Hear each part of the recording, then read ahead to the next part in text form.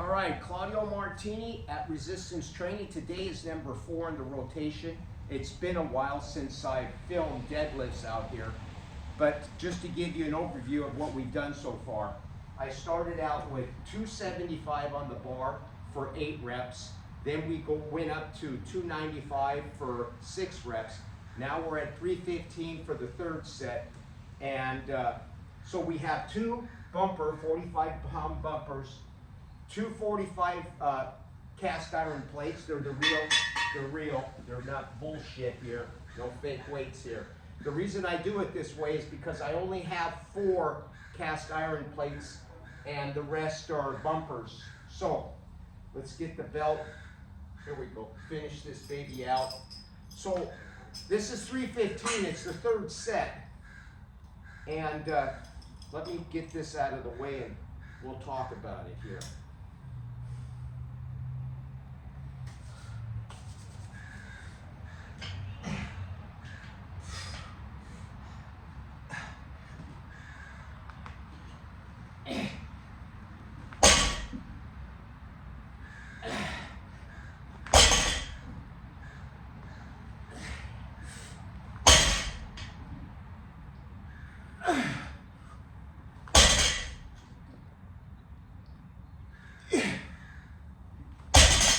All right.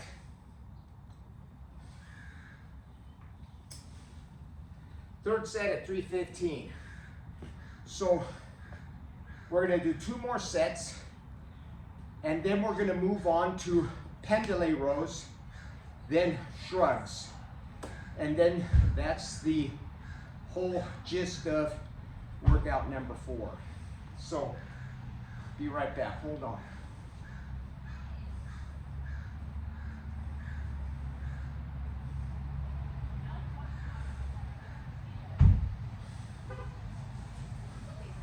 So, why deadlifts? And let me get into this a little bit. I reached a 405 deadlift last year, as I said in my video that I made this week. I have no plans on going any further. 405 is pretty substantial for a person my size. Pushing it to go to further limits is just going to put you in jeopardy of getting hurt. This is plenty enough stimulus, especially for a person my age, all right? We don't need any more. We just want to keep solid and fit. And there's something about the deadlift, you know, people will say whatever they want to say about it, but the deadlift is such an overall all-body builder. I mean, you're working everything, for crying out loud.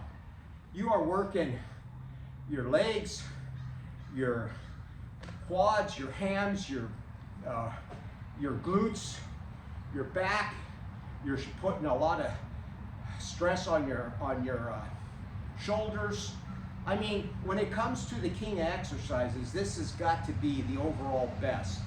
And I believe that the squat and deadlift stimulate as much growth hormone and testosterone more than any other exercise. That's why guys that go to the gym and have just a strict focus on isolations are going to miss out on the massive anabolic effects of this particular exercise and the squat. All right, those movements are hard and people dread doing them for a reason, because they're taxing. And I'm going to assure you, after I do 5 sets of these today, I'm going to do 2 more sets, then we're going to move on to the pendule rows. And the reason I put the pendule rows right after this, it's you've already hit the posterior chain with this, and then we're going to go with the pendule rows, which is going to hit the traps and upper back, and you're going to just incorporate on the overall stimulus of this particular workout number 4. See what I'm saying? And then I finish off with the shrugs, because we've already stimulated the traps with this exercise and the pendules, and then the shrugs are just icing on the cake, and then we're done. You're out of here. Go eat. Go get yourself a nice sirloin, just cook it a little bit and eat it raw on the inside with some vegetables. And there you go. All right, so we're gonna finish up this exercise. We're gonna finish out this workout, and we'll talk to you soon, because I'm gonna be out here for about another 45, 50 minutes. All right, I just wanted to give you an update. 3.5 months ago, I got up to I went into a little bit of a bulking phase, and we got up to about 175. And I stayed there pretty much this whole year. I put on a little weight, it was noticeable. But now I've been on a cut for about, when did I start this? About 3.5 months ago. We went from 175 today, an all-time. I've been very vigilant with my diet and my walking, and today we hit 163. 163, all right? And I'm out here at a body weight of 163, moving this heavy shit out here. All right, remember, getting ripped is not a special diet. It's the proper programming, proper nutrients, proper food, all right? That's all there is. Like this channel and subscribe. We'll talk to you soon.